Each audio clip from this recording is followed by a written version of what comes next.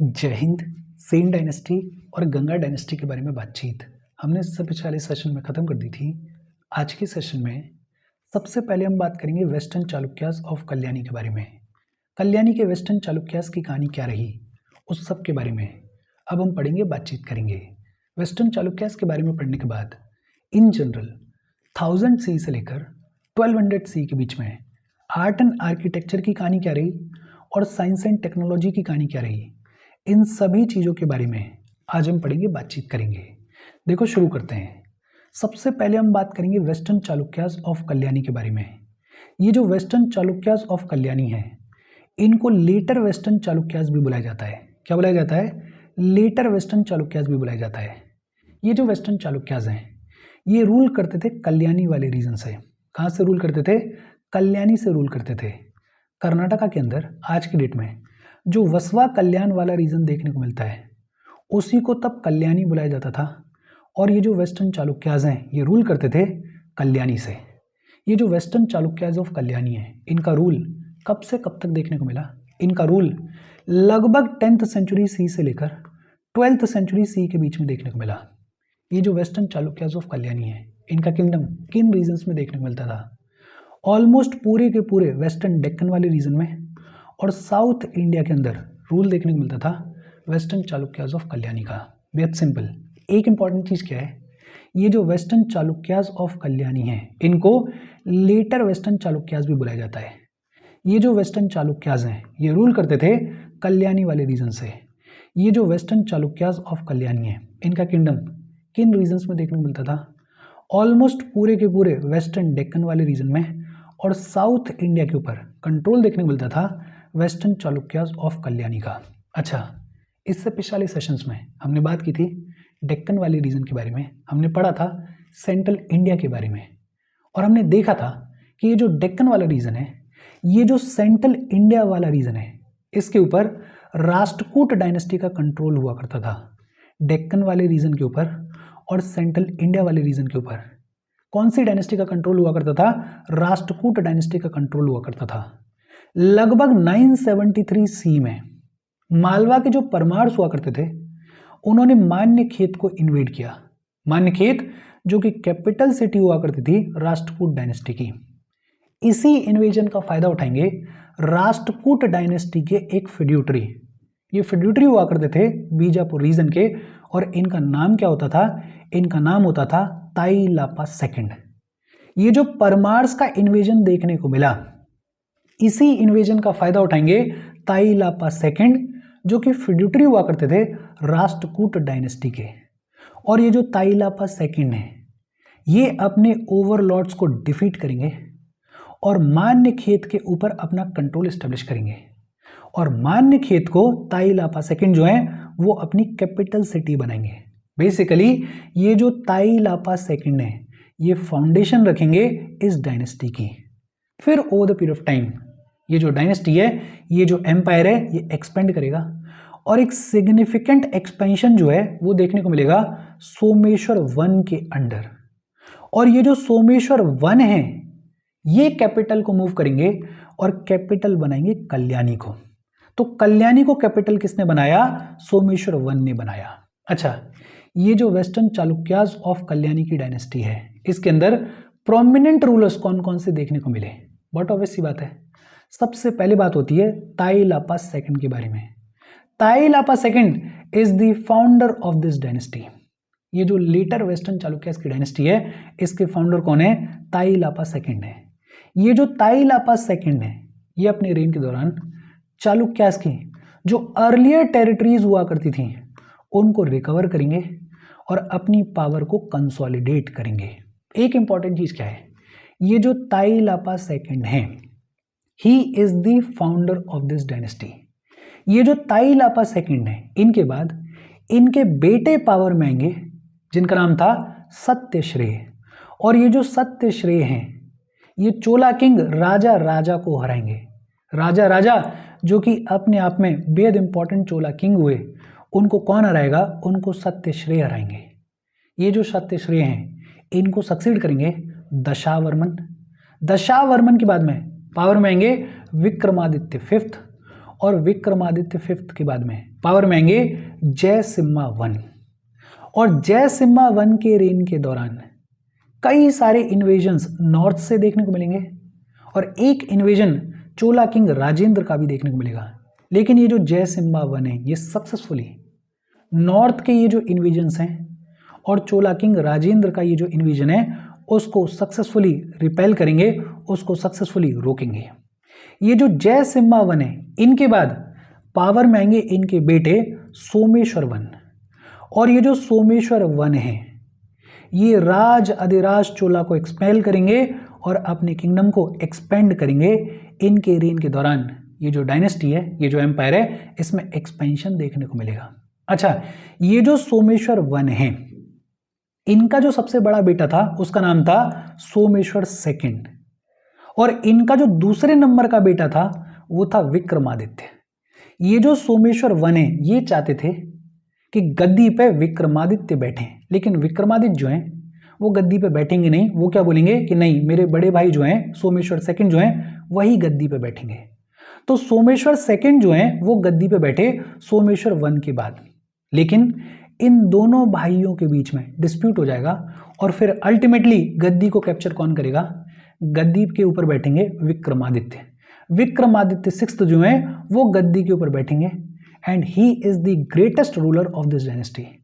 इस डायनेस्टी के सबसे बड़े रूलर हुए विक्रमादित्य सिक्स्थ। ये जो विक्रमादित्य सिक्स्थ हैं इन्होंने टाइटल्स लिए। एक तो इन्होंने टाइटल लिया प्रेमादिदेव का, प्रेमादिदेव का टाइटल लिया विक्रमादित्य सिक्स्थ ने, और दूसरा इन्होंने टाइटल लिया त्रिभुवन माला का, त्रिभुवन माला या फिर लॉर्ड ऑफ थ्री वर्ड्स। तो दो टाइटल्स लिए विक्रमादित्य सिक्स्थ ने, एक तो प्रेमादिदेव का और दूसरा त्रिभुवन माला का। अच्छा, ये जो विक्रमादित्य हैं इन्होंने इनिशियली किंगडम का जो सदर्न पार्ट हुआ करता था उसको इंडिपेंडेंटली रूल करने की शुरुआत करी। जब इनका डिस्प्यूट होगा अपने भाई के साथ में, सोमेश्वर सेकंड के साथ में, तो इनिशियली ये क्या करेंगे, किंगडम का जो सदर्न पार्ट है उसको इंडिपेंडेंटली रूल करने की शुरुआत करेंगे। और इसी प्रोसेस के दौरान जो कोंकण रीजन के रूलर्स हुआ करते थे वो इनके प्रति अपना एलिजेंस दिखाएंगे, वो इनके प्रति सबमिट करेंगे। ये जो विक्रमादित्य सिक्स्थ हैं इन्होंने वीर राजेंद्र चोला के अगेंस्ट में एक्सपेडिशन को लीड किया और वीर राजेंद्र चोला की डॉटर से इन्होंने शादी की और पीस को स्टैब्लिश किया। ये जो वीर राजेंद्र चोला है जब ये एक्सपायर हो जाएंगे तो ये जो विक्रमादित्य सिक्स्थ हैं ये अपने ब्रदर इन लॉ आदि राजेंद्र को चोला किंग बनाएंगे, चोला थ्रोन के ऊपर बैठाएंगे। बेहद जल्दी ऐसा होगा कि ये जो आदि राजेंद्र हैं इनको हरा दिया जाएगा और फिर अल्टीमेटली ये जो विक्रमादित्य सिक्स्थ हैं इनको भी ईस्टर्न चालुक्य किंग जयसिम्हा हरा देंगे। जयसिम्हा जो कि ईस्टर्न चालुक्य किंग हुआ करते थे वो विक्रमादित्य सिक्स्थ को हरा देंगे और इनको ह्यूमिलिएट करके बेलारी का गवर्नर बना दिया जाएगा। लेकिन लगभग 1076 सी में ये जो विक्रमादित्य हैं एक बार फिर से अपनी पावर को रिक्लेम करेंगे, एक बार फिर से गद्दी के ऊपर बैठेंगे। और इस बार इनकी मदद कौन करेगा? इनकी मदद करेंगे होयसाल्स। और 1076 सी में ये जो विक्रमादित्य हैं ये गद्दी के ऊपर बैठे एज विक्रमादित्य सिक्स्थ और इन्होंने चालुक्य विक्रम एरा की शुरुआत करी। ये जो चालुक्य विक्रम एरा है इसकी शुरुआत कब से देखने को मिलती है? 1076 सी से देखने को मिलती है। और इसके बाद ये जो विक्रमादित्य सिक्स्थ हैं इनका किंगडम खूब फ्लरिश करेगा, इनका किंगडम खूब एक्सपेंड करेगा। ये जो विक्रमादित्य सिक्स्थ हैं इन्होंने ऑलमोस्ट पूरे के पूरे डेक्कन वाले रीजन के ऊपर नर्मदा रिवर से लेके कावेरी के बीच में जितना भी रीजन देखने को मिलता है उस पूरे रीजन के ऊपर अपना रूल स्टैब्लिश किया, अपना एम्पायर स्टैब्लिश किया। दो बड़े ही ग्रेट राइटर्स, एक बिल्हान और दूसरे विजनेश्वर। बिल्हान और विजनेश्वर दोनों ही इनके कोर्ट में देखने को मिलते थे। बिल्हान ने लिखा था विक्रम देव चरित्र को। विक्रम देव चरित्र को किसने लिखा? बिल्हान ने लिखा। बिल्हान जो है वो इनके कोर्ट में कहां से आए थे? कश्मीर से आए थे। और बिल्हान ने इनके रूल को डिस्क्राइब करते हुए क्या बुलाया था? राम राज्य बुलाया था। और ये जो विजनेश्वर हैं इन्होंने मीतकाशर को लिखा था। मीतकाशर बेसिकली यज्ञवल्क्या स्मृति के ऊपर कमेंट्री है। तो बिल्हान और विजनेश्वर दो बड़े फेमस राइटर्स, दोनों राइटर्स विक्रमादित्य सिक्स्थ के कोर्ट में देखने को मिलते थे। ये जो विक्रमादित्य सिक्स्थ हैं, ये भगवान शिव को वर्शिप किया करते थे। इन्होंने कई सारे टेम्पल्स को भी बनवाया, जैसे इन्होंने मल्लिकार्जुन टेम्पल को बनवाया, महादेव टेम्पल को बनवाया, कत्वेश्वर टेम्पल को बनवाया, कालेश्वर टेम्पल को बनवाया। भगवान शिव के भक्त हुआ करते थे और इन्होंने कई सारे टेम्पल्स को बनवाया। ये जो विक्रमादित्य सिक्स्थ हैं, इनको सक्सीड किया सोमेश्वर थर्ड ने। लेकिन ये जो सोमेश्वर थर्ड हैं, इनका ध्यान लिटरेरी मैटर्स की तरफ ज़्यादा था। इनका ध्यान किंगडम के ऊपर या किंगडम को एक्सपेंड करने के ऊपर उतना नहीं था। और ये जो सोमेश्वर थर्ड हैं, इन्हीं के रेन के दौरान विष्णुवर्धन होयसाल जो हैं वो इंडिपेंडेंस डिक्लेयर कर देंगे और धीरे धीरे फिर ये जो वेस्टर्न चालुक्यास की डायनेस्टी है इसमें डिक्लाइन देखने को मिलेगा और अल्टीमेटली लगभग 1190 सी आते आते ये जो वेस्टर्न चालुक्यास की डायनेस्टी है ये पूरे तरीके से खत्म हो जाएगी। इजी और सिंपल सी बातचीत है। देखो, मोटे मोटे तौर पे चीजों को याद रखना। फाउंडर कौन है इस डायनेस्टी के? Tailapa second is the founder. Someshwar one, इनके टाइम पे एक सिग्निफिकेंट एक्सपेंशन देखने को मिलेगा इस डायनेस्टी में, इस डायनेस्टी के एम्पायर में। फिर आएंगे इस डायनेस्टी के सबसे बड़े रूलर विक्रमादित्य सिक्स्थ। ये जो विक्रमादित्य सिक्स्थ हैं, इन्होंने दो टाइटल्स लिए, एक तो प्रेमादि देव का और दूसरा त्रिभुवन माला का। त्रिभुवन माला और प्रेमादि देव, ये दोनों टाइटल्स लिए विक्रमादित्य सिक्स्थ ने। ये जो विक्रमादित्य सिक्स्थ हैं, इन्होंने चालुक्य विक्रम एरा की शुरुआत करी। इनके कोर्ट में दो बड़े फेमस राइटर्स देखने को मिलते थे, एक विल्हाना और एक विजनेश्वर। ये जो विक्रमादित्य सिक्स्थ हैं, ये भगवान शिव की वर्शिप किया करते थे। इजी और सिंपल सी बातचीत है, मोटा मोटा स्ट्रक्चर होपफुली आपके दिमाग में सेट हुआ होगा। हम आगे बढ़ें उससे पहले वीडियो पे लाइक के बटन को दबा दो। लाइक दबाना ज़रूरी है बिकॉज यूट्यूब ऐसे ही फंक्शन करता है। जब आप वीडियो पे लाइक के बटन को दबाते हो तो यूट्यूब वीडियो को कंसिडर करता है और थोड़ा सा पुश कर देता है। तो लाइक का बटन दबा दो, शेयर कर दो अपने सोशल मीडिया हैंडल्स पर, व्हाट्सएप वगैरह पे अपने फ्रेंड्स को। जो भी लोग इसमें इंटरेस्टेड है, इससे रिलेटेड पढ़ाई कर रहे हैं, उनको शेयर कर दो। अगर चैनल को सब्सक्राइब नहीं किया है तो फॉर श्योर चैनल को सब्सक्राइब कर लो। और अगर आप केपेबल हो, हेल्प करना चाहते हो, तो आप हमें हेल्प कर सकते हो by clicking on the join button, या फिर आप कंट्रीब्यूट भी कर सकते हो QR कोड को स्कैन करके। अच्छा, ये जो वेस्टर्न चालुक्यास की डायनेस्टी है, इसकी कहानी क्या रही, ये होपफुली आपको समझ में आया होगा। एक बात और, पड़ोस में कुछ काम चल रहा है तो हो सकता है थोड़ी बहुत आवाज़ आ रही हो, मैनेज कर लेना। उतनी ज़्यादा आवाज़ आ नहीं रही होगी तो प्लीज़ मैनेज। अच्छा, वेस्टर्न चालुक्यास ऑफ कल्याणी के बाद में बात आती है कि ये जो पीरियड है लगभग 1000 सी से लेकर 1200 सी के बीच में, इस पीरियड के दौरान वेरियस डायनेस्टीज देखने को मिली, वेरियस पॉलिटिकल पावर्स देखने को मिली। इस पीरियड के दौरान आर्ट एंड आर्किटेक्चर की कहानी क्या रही, साइंस एंड टेक्नोलॉजी की कहानी क्या रही। मोटे मोटे तौर पे अगर बात करें तो इस पीरियड के दौरान साइंस की जो ग्रोथ है उसमें स्लो डाउन देखने को मिलेगा। और ये ऑब्वियस सी बात है, साइंस की ग्रोथ में स्लो डाउन क्यों देखने को मिलेगा? बिकॉज ये जो पीरियड है, इस पीरियड के दौरान डिसइंटीग्रेशन देखने को मिला। इस पीरियड के दौरान कोई सिग्निफिकेंट पावर देखने को नहीं मिली। इस पीरियड के दौरान जो भी छोटी मोटी पावर्स देखने को मिली, उनके बीच में कॉन्फ्लिक्ट्स देखने को मिलेंगे। तो कंसोलिडेशन जब नहीं होता है, जब कांस्टेंट कॉन्फ्लिक्ट्स देखने को मिलते हैं, तो साइंस के ऊपर, तो फिर मासेस की एजुकेशन के ऊपर उतना ध्यान नहीं जाता है राजाओं का। और इसलिए ये जो पीरियड है, इस पीरियड के दौरान साइंस की जो ग्रोथ है उसमें स्लो डाउन देखने को मिलेगा। सोसाइटी जो है वो नैरो होगी, रिजिड होगी इन इट्स आउटलुक। आप समझ ही सकते हो, कांस्टेंट कॉन्फ्लिक्ट्स चल रहे हैं, राजा महाराजाओं के बीच में लड़ाइयाँ चल रही हैं, तो सोसाइटी जो है वो ओपन माइंडेड नहीं है, वो नैरो है, वो रिजिड है। साइंटिफिक एटीट्यूड जो है वो डेवलप नहीं होगा।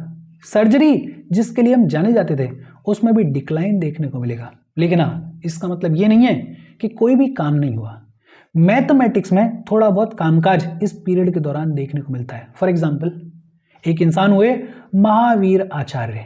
ये जो महावीर आचार्य हैं, इन्होंने इसी पीरियड के दौरान गणित सार संग्रह को लिखा। गणित सार संग्रह को किसने लिखा? महावीर आचार्य ने लिखा। भास्कर सेकंड हुए और भास्कर सेकंड ने एक बड़ा ही फेमस टेक्स्ट सिद्धांत शिरोमणि लिखा। और ये जो सिद्धांत शिरोमणि है, इसमें 4 बुक्स देखने को मिलती हैं। कौन कौन सी? एक लीलावती देखने को मिलती है, लीलावती इज अबाउट अर्थमेटिक। एक बीज गणित देखने को मिलती है, एंड बीज गणित इज अबाउट अलजेब्रा। फिर ग्रह गणित देखने को मिलती है, ये जो ग्रह गणित है इट इज अबाउट प्लैनेट्स। और एक गोल अध्याय देखने को मिलता है, और ये जो गोल अध्याय है इट इज अबाउट स्फीयर्स। तो भास्कर सेकंड ने सिद्धांत शिरोमणि को इसी पीरियड के दौरान लिखा। इनफैक्ट भास्कर सेकंड ने करण कौतूहल को भी लिखा, करण कौतूहल को भी भास्कर सेकंड ने इसी पीरियड के दौरान लिखा। और भास्कर सेकंड ने बड़ा ही सिग्निफिकेंट काम किया कैलकुलस को लेके, और कैलकुलस के ऊपर भास्कर सेकंड का ये जो काम है ये न्यूटन के कामकाज को प्रीडेट करता है, न्यूटन से पहले किया गया। मेडिसिन के फील्ड के अगर बारे में बात करें तो मेडिसिन के फील्ड में भी कई सारे मिनरल्स जो हैं वो डिस्कवर किए जाएंगे। जैसे मरकरी जो है उसकी डिस्कवरी इसी पीरियड के दौरान देखने को मिलती है। इस पीरियड के दौरान हॉर्सेस के ऊपर हमारी डिपेंडेंस बहुत ज़्यादा इंक्रीज हो जाएगी। हॉर्सेस जो हैं उनको मॉडर्न वॉरफेयर के तौर पर यूज़ किया जाएगा। और ये जो हॉर्सेस हैं इनको हम इंपोर्ट किया करते थे। कहाँ से इंपोर्ट करते थे? सेंट्रल एशिया से इंपोर्ट किया करते थे। मास एजुकेशन का जो कॉन्सेप्ट है वो इस पीरियड के दौरान देखने को नहीं मिलेगा। एजुकेशन जो है वो मोस्टली या तो ब्राह्मण्स के लिए होती थी या अपर कास्ट के लिए लोगों के लिए होती थी। मास एजुकेशन नाम का जो कॉन्सेप्ट है वो इस पीरियड के दौरान देखने को नहीं मिलेगा। लेकिन हाँ, एक बड़ा सिग्निफिकेंट काम हुआ इस पीरियड के दौरान। हिंदुइज्म का रिवाइवल देखने को मिलेगा, हिंदुइज्म का एक्सपेंशन देखने को मिलेगा, और ये तो हमने पढ़ा हुआ है। तो ये जो पीरियड है ये बड़ा सिग्निफिकेंट है हिंदुइज्म के रिवाइवल के लिए, हिंदुइज्म के एक्सपेंशन के लिए। इस पीरियड के दौरान बुद्धिज्म में और जैनिज्म में डिक्लाइन देखने को मिलेगा, कमी देखने को मिलेगी। इनफैक्ट बुद्धिज्म और जैनिज्म जो है वो कुछ पॉकेट्स में ही सर्वाइव करेगा। जैसे बुद्धिज्म जो है वो मेनली देखने को मिलेगा ईस्टर्न इंडिया में अंडर द पाल डायनेस्टी, और जैनिज्म जो है वो मेनली देखने को मिलेगा चालुक्यास ऑफ गुजरात के अंडर। ये जो चालुक्यास ऑफ गुजरात हैं ये माउंट आबू के अंदर, राजस्थान माउंट आबू के अंदर दिलवारा टेम्पल्स को भी बनवाएंगे। लेकिन मोटे मोटे तौर पे अगर बात करें तो ये जो पीरियड है इस पीरियड के दौरान हिंदुइज्म का रिवाइवल देखने को मिलेगा, हिंदुइज्म का एक्सपेंशन देखने को मिलेगा, बट बुद्धिज्म और जैनिज्म में डिक्लाइन देखने को मिलेगा। इस पीरियड के दौरान भगवान शिव और भगवान विष्णु जो हैं वो चीफ गॉड्स के तौर पे इमर्ज होंगे। भगवान शिव और भगवान विष्णु की खूब भक्ति देखने को मिलेगी।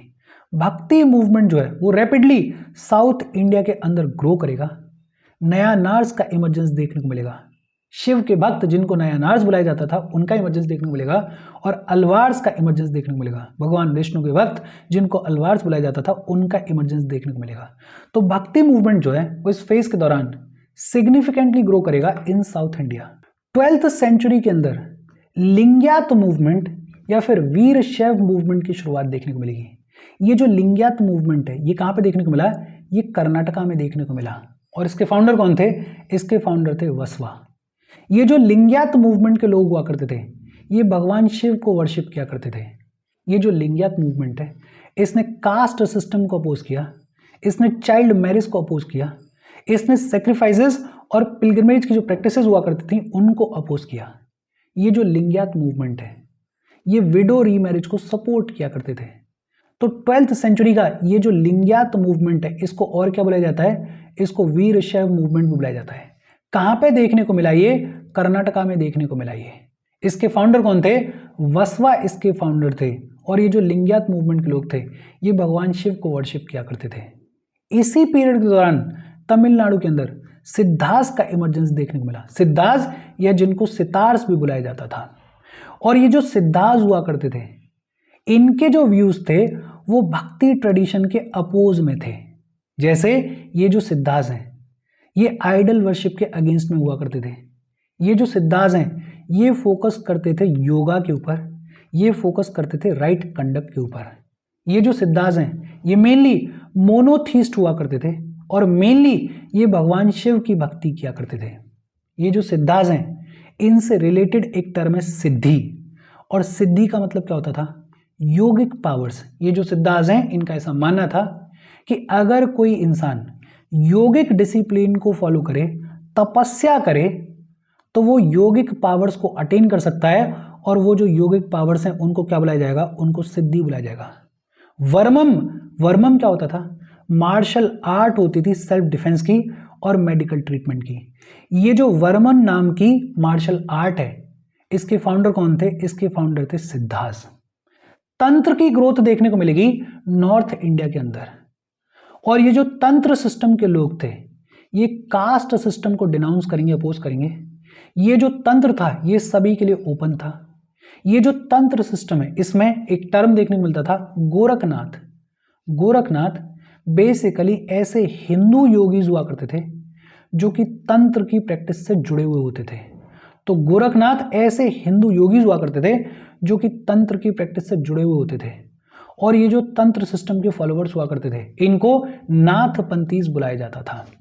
इसी पीरियड के दौरान फिलॉसफी के बहुत सारे स्कूल्स का एग्जिस्टेंस देखने को मिलेगा, इमर्जेंस देखने को मिलेगा, और ये जो स्कूल्स हैं इनके अंदर मोक्ष या फिर साल्वेशन जो है वो मेन सब्जेक्ट के तौर पे इमर्ज होगा। इंडियन स्कूल्स ऑफ फिलॉसफी की अगर बात करें तो इंडियन स्कूल्स ऑफ फिलॉसफी में एक होते हैं ऑर्थोडॉक्स स्कूल्स या आस्तिक स्कूल्स, और दूसरे होते हैं हेटेरोडॉक्स स्कूल्स या फिर नास्तिक स्कूल्स। आस्तिक या फिर नास्तिक इनका लेना देना भगवान से नहीं है। ऑर्थोडॉक्स स्कूल्स या फिर आस्तिक स्कूल्स बेसिकली वो स्कूल्स होते थे जो कि वेदास की अथॉरिटीज में बिलीव किया करते थे, और हेटेरोडॉक्स स्कूल्स या फिर नास्तिक स्कूल्स वो स्कूल्स हुआ करते थे जो कि वैदिक अथॉरिटी को रिजेक्ट किया करते थे।